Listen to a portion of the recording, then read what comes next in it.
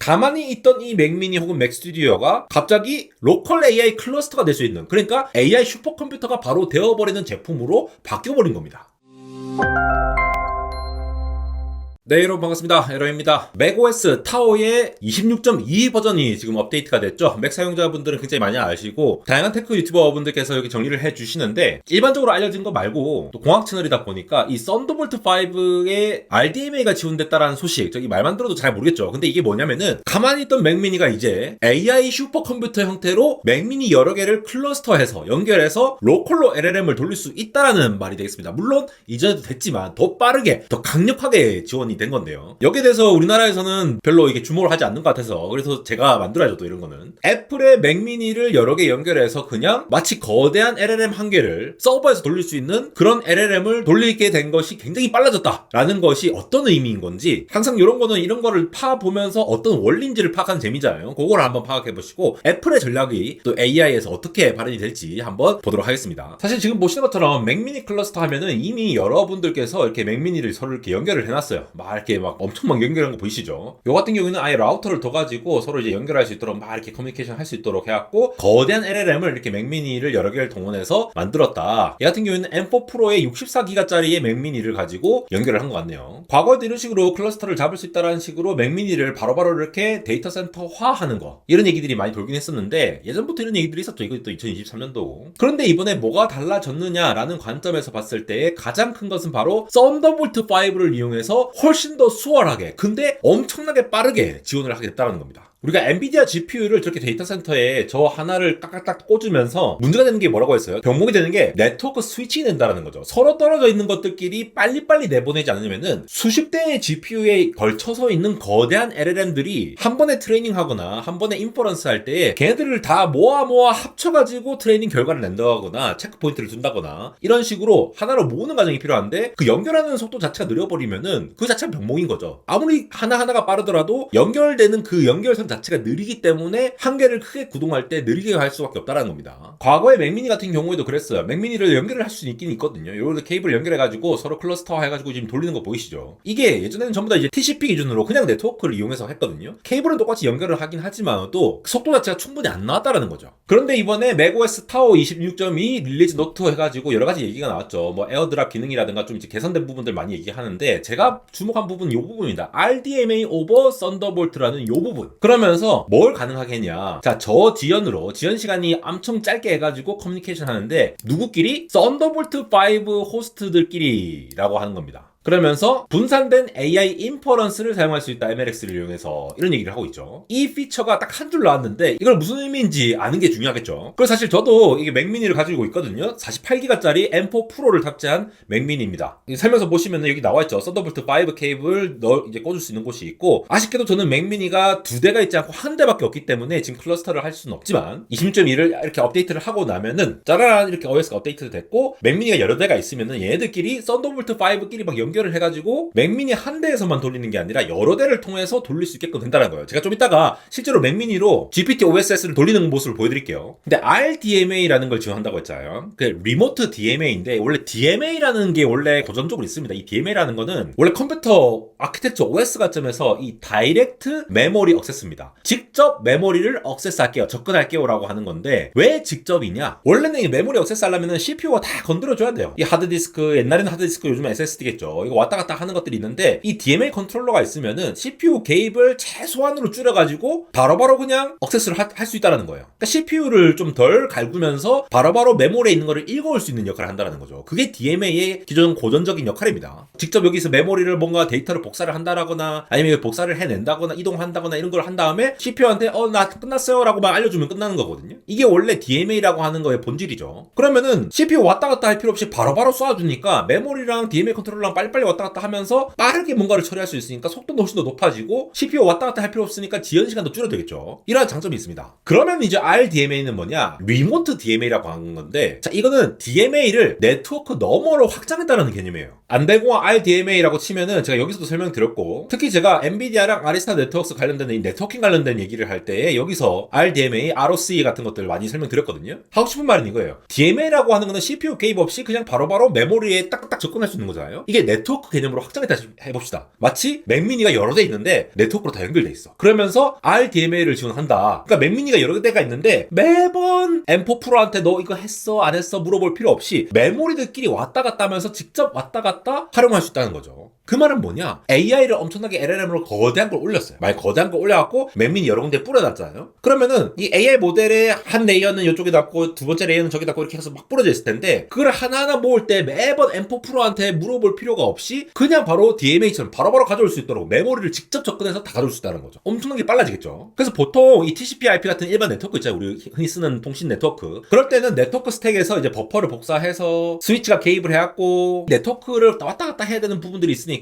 기본적으로 지연 시간과 CPU에서도 처리를 해줘야 되는 이 TCP/IP를 처리를 해줘야 되는 그런 게 있어야 되는데 이게 리모트 DMA, RDMA로 가면은 예를 들어 이 호스트 A가 호스트 B에 있는 메모리를 접근한다 하면은 여기서 뭐 TCP/IP고 달고 이런 거 할 필요 없이 이런 것들 안 들어가고 바로 그냥 이 네트워크 카드가 메모리 접근한다는 거죠. 이걸 어떻게 통해서 한다? 이번 업데이트에서 썬더볼트 5를 통해서 할 수 있다. 이 얘기예요. 그러니까 썬더볼트 5를 통해서 RDMA를 구현한다는 거는 맥미니를 저렇게 이제 그 썬더볼트 케이블을 이용해가지고 걔네들끼리 연결을 시켜갖고 하면은 한쪽 맥미니에서 다른 쪽 맥미니로 딱 접근할 수 있다 이 말이에요 지금. 그래서 TCP/IP 소켓으로 통신을 하다가 이제 썬더볼트로 통해서 하니까 이거를 옛날에는 어떻게 보면 꼼수로 한 거예요. 클러스터를 만들긴 했지만 이런 네트워크 스위치는 뭐 OS가 지원을 해서 그렇다기보다는 TCP/IP 기반으로 해가지고 서로 연결해갖고 하나로 이렇게 메모리를 액세스해갖고 할 수 있게끔 했다라고 하는데 이때는 이제 병목이 있었겠죠. 메모리 왔다 갔다 하면 지연 시간이 많이 걸려갖고 오랜 시간이 걸렸겠지만 이제는 썬더볼트 5를 이용해가지고 지연 시간도 확실히 확 줄이고 OS 레벨에서 자 이게 OS 업데이트 되면서 된 거잖아요. 애초에 애플이 OS 차원에서 얘를 지원을 해주게끔 밀어준다는 겁니다. 그래서 이 OS가 RDMA급의 데이터 경로를 공식 지원하면서 맥이 여러 개의 맥미니라든가 아니면은 맥 스튜디오 같은 여러 개를 연결해가지고 로컬 AI 클러스터가 바로 지원되게끔 이번 OS에서 지원을 해주겠다는 거죠. 가만히 있던 이 맥미니 혹은 맥 스튜디오가 갑자기 로컬 AI 클러스터가 될 수 있는 그러니까 AI 슈퍼컴퓨터가 바로 되어버리는 제품으로 바뀌어버린 겁니다.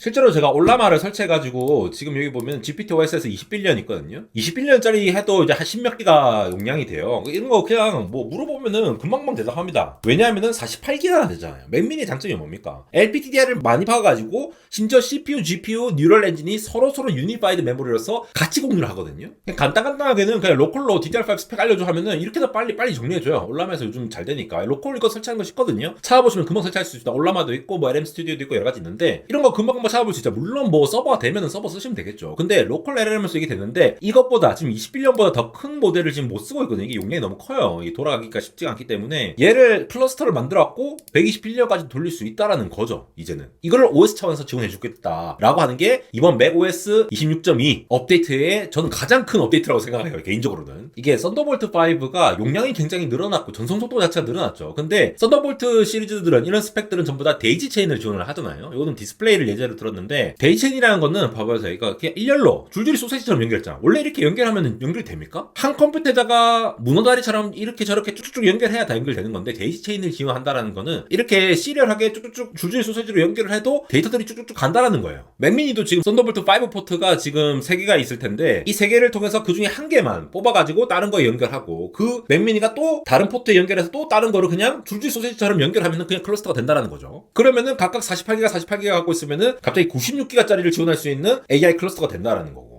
흔히 이제 70빌리언급의 LLM을 많이 쓰잖아요. 쿠엔 72빌리언도 그렇고 라마 70빌리언짜리라던가 이런 것도 많이 쓰잖아요. 보통 보면은 플로팅 포인트 16짜리만 가더라도 요즘 이거 로컬에서는 보통 줄여졌지만 16비트 풀로 다 쓴다고 하면은 70빌리언만 하더라도 140기가가 있어야 돼요. 제가 아까 맥미니가 몇 기가라 했습니까? 48기가 있었다고 했잖아요. 2대도 안 되고 3대쯤은 있어야 됩니다. 3대는 있어야 150기가니까 겨우 파라미터만 채울 수 있는데 사실 파라미터만 채우는 데에 메모리를 다 쓴다 뿐이지 거기 플러스에서 KV 캐시 같은 중간중간 계산된 것들도 몇십 기가 필요할 거란 말이죠. 그러면은 뭐 이거 FP16은 못 돌린다는 거죠. 3개 갖고는.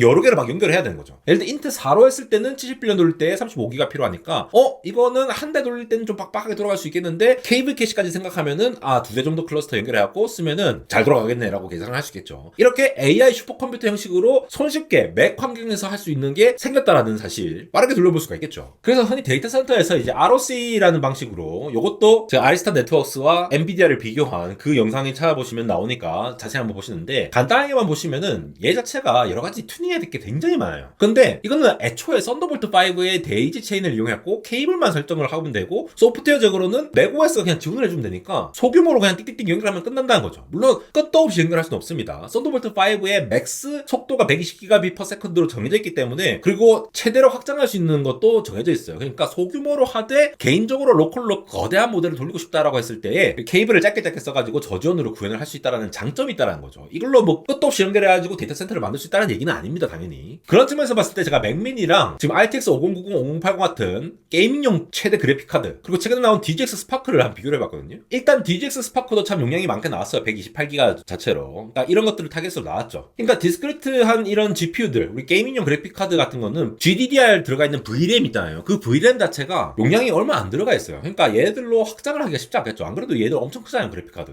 VRAM 용량 때문에 더 늘리기는 확장이 쉽지 않으니까 그냥 한 개 GPU 가지고 좀 작은 모델 돌릴 때가 좋을 거고, 얘는 DGX 스파크가 흔히 AI PC 한다고 해서 이거 누가 개인용으로 쓰는 용도로 알고 계신데, 그게 아니고 AI를 모델을 만들고 검증하고 이런 개발자용으로 만들어진 거예요. 그런데 이 DGX 스파크도 2대 이상 막 연결할 수 있게끔 이렇게 지원을 하고 있죠. 128GB로 모자라면 더 연결해서 쓰라고. 근데 이번에 애플에서 맥미니뿐만 아니라 타오라는 OS의 26.2 버전을 통해 가지고 더 확장을 할 수 있도록 만들었다. 일단 간편하잖아. 썬더볼트로 그냥 연결해버리면 되니까. 엔비디아는 지금 커넥트X 7 스마트 NIC로 해서 연결하는 독자 규격을 갖고 있고, 얘는 범용적인 썬더볼트 5를 이용해갖고 데이지 체인으로 연결할 수 있다. 그래서 뭐 개인적으로 뭐 데이터 프라이버시 같은 거 중요시하고 개인적으로 뭔가 만드실 분들은 이걸 통해서 클러스터를 만들 수도 있겠다. 근데 쿠다 기반으로 뭔가 개발을 하겠다 하면은 DGX 스파크로 가는 게 맞죠, 당연히. 그러니까 오히려 이런 가운데 있는 RTX 5080, 5090을 게이밍용이 아닌 걸로 쓰는 게, AI로 쓰는 게 오히려 애매해진다라는 겁니다. 근데 이런 대안이 생겼다는 건 참 좋은 일이죠. 여기서 애플의 전략이 보이는 게, 사실 애플이 AI가 늦었다고 많이 평가를 받잖아요. 실제로 늦었고, 그리고 애플 인텔리전스가 좀 빨리 안 온다라는 느낌이 있긴 한데, 전 제 주변에서 이렇게 물어보면 항상 얘기를 하는 게 이런 내용입니다. 애플이 물론 AI를 빨리 도입해갖고 엣지 디바이스에 아이폰이나 이렇게 좀 빨리 뿌려줬으면 좋겠지만도, 사실 그렇게 원래부터 급하게 움직이는 회사는 아니었기 때문에 그렇게까지 신경 잘 안 쓴다라는 부분이 있거든요. 왜냐하면은 우리 입장에서는 다 빅테크